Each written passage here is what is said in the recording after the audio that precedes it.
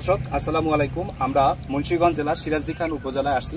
তো আমরা আজকে ব্রাক সিডের আমন মৌসুমের উচ্চ ফলনশীল সেরা জাত ব্রাক ধান 1 এই অত্র এলাকায় কীরকম রেজাল্ট হয়েছে এবং এর যে এখানে এসে দুইটা ইউনিক সেল পয়েন্ট আমরা পেয়েছি, মানে যেটা আমরা এর আগে কখনো খেয়াল করিনি বা এটা আমরা কখনো বুঝতে পারিনি, সেই মেসেজটা আপনাদেরকে দেওয়ার চেষ্টা করব ইনশাল্লাহ। তো আমি তার আগে এখানে পরিচয় করি, আমাদের চাষি ভাই এখানে আছে। ভাই আপনার নামটা কি? সবুজ শেখ। এবং আমাদের অত্র এলাকার সম্মানিত ডিলার লাল ভাই আছে এবং আমাদের অত্র টেরিটরির সেলস অফিসার মিস্টার লাবলু আছে এবং আমাদের আরও একজন চাষি ভাই আছে। তো আমরা বেশি কথা না বলে এখানে যে মেসেজটা দিতে চাই যে আমরা এই যে ব্রাক ধানের এক প্লটটা দেখছেন, এই যে চমৎকার একটা ইউনিফর্মিটি এবং খুব সুন্দরভাবে এখন এই পর্যায়ে আছে। তো আমি যে বিষয়টা শেয়ার করতে চাই যে এইটার লাগানোর বয়স হচ্ছে 75 দিন। তো আমরা 75 দিনের যে রেজাল্টটা, আমি লাবলুকে একটু রিকোয়েস্ট করবো, প্লিজ আপনি একটু কাউন্ট করেন যে আসলে এখানটা খুশি কয়টা। 1 2 3 4 5 6 7 8 9 10 11 12 13 14 15 16 17 18 19 20 21 22 23 24 25 26 27 28 29 30 31 32 35টা পাওয়া যাচ্ছে এটাতে। ধন্যবাদ। 35টা আমরা খুশি পেয়েছি। এটা আসলে এভারেজে এখানে 30টার উপরে আমরা খেয়াল করলাম। তো আমরা এবার আমরা চাষির মুখ থেকে শুনতে চাই, আসলে আপনার নামটা একটু বলবেন?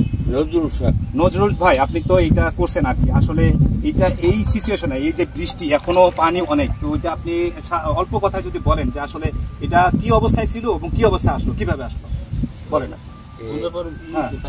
19 দিন পানি চলে আসলো। 19 দিন। আপনি লাগানোর কতদিন পর পানি শুরু? 2 দিন পরেই, লাগানোর 2 দিন পরেই পানি জোয়ারে গেছিল। 19 দিন পানিতে ডুবে থাকার পরেও ধান সুন্দর আছে। সম্মানিত দর্শক, এখানে আমাদের যে পয়েন্টটা সেটা হলো যে এটা লাগানোর 3 দিন পরেই বৃষ্টির পানিতে ডুবে যায় এবং 19 দিন পানির নিচে থাকার পরেও এই যে ব্রাক ধান 1 এখনো তার সহজাত বৈশিষ্ট্য আছে আর কি। পাশাপাশি যদি আমরা এখানে আরেকটা প্লট দেখি, এটা হচ্ছে অন্য কোম্পানির হলো 51 ধান। এর অবস্থা খুবই খারাপ এবং আমাদের ব্রাক ধান 1 দেখেন পানির নিচে ডুবে থাকার পরেও আজকে এই অবস্থা চলে আসে। যাই হোক, এই পর্যায়ে আমি লাল ভাইয়ের মুখ থেকে শুনতে চাই, যেহেতু আপনি এই জাতটা বিক্রি করেছেন এবং আপনার কাছে কিরকম মনে হচ্ছে এবং পাবলিকের কাছ থেকে বা চাষির কাছ থেকে কিরকম রেসপন্স পাচ্ছেন? লাল ভাই প্লিজ। ধন্যবাদ আরিস ভাই, আপনাকে এই কষ্ট করে এই জায়গায় নিয়ে আসছি দেখার জন্য। আর কৃষক ভাইও আছে আমার সাথে, আমাদের লাবলু পারভেজ মার্কেটিং অফিসার। ধন্যবাদ। আমাদের এই ব্রাক ধান 1 ব্রাকের আমরা মোটামুটি বেশ কিছু দাম বিক্রি করছি এই বছর। অন্যান্য বছর দাম বিক্রি করছি তার চেয়ে ডাবল বিক্রি করছি। আর আরেকটা বিষয় হলো ওই যে ওই কৃষক আমার থেকে নিয়ে আসছে, আপনাকে আনার পরে আপনাকে ধানটা রোপণ করছি। ধানটা রোপণ আপনার বীজতলায় ছিল 25 দিন।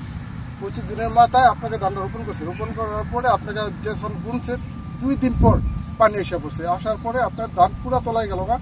ওই কৃষকের তো মোটামুটি আপনাকে কি কয়, আপনাকে আশায় ছেড়ে দিচ্ছে যে ধান মনে আর হবে না। আমি বলছি না, দেখো কি অবস্থায় আস্তে আস্তে দেখতে দেখতে যখন আপনার 19 দিন পানির তলে ছিল, পানি চলে গেছে আস্তে আস্তে আবার ধানের গোড়ার থেকে প্রত্যেকটা ধান নিয়ে সব মাঠ ঘুরে গেছে।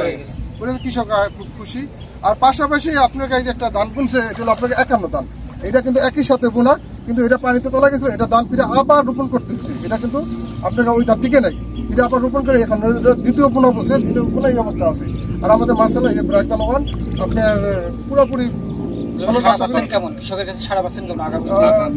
কৃষকের কাছে আপনার মোটামুটি আমাদের এই ধানটা কৃষকরা অনেকে দেখছে, আশা করি আলোড়ন সৃষ্টি করছে।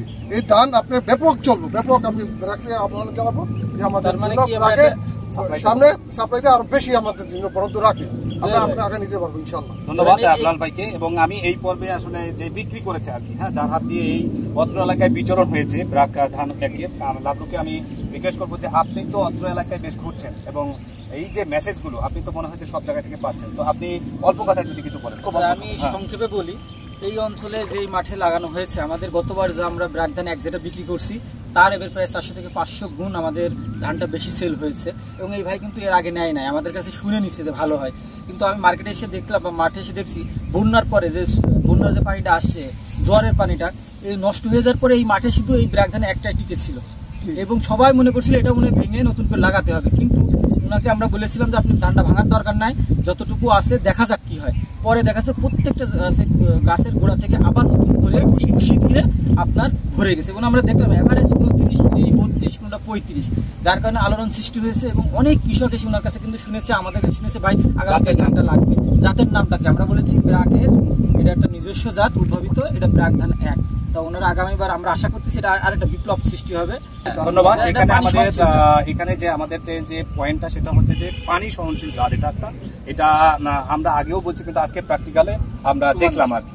এখানে বেসিক্যালি আমরা চাষি ভাইদের উদ্দেশ্যে একটা মেসেজ থ্রো করতে চাই যে এটা একটা পানি সহনশীল জাত এবং কুশি গত বছরের তুলনায় এবার কিন্তু কুশি আরো বেশি দিচ্ছে। তো আগামীতে আমরা আশা করি যে একর প্রতি এটা 75 থেকে 80 মণ ফলন পাবো, সেই আশাবাদ ব্যক্ত করে আমরা আজকের মতো এখানে বিদায় নিচ্ছি। সবাই ভালো থাকবেন, সুস্থ থাকবেন, আল্লাহ হাফেজ।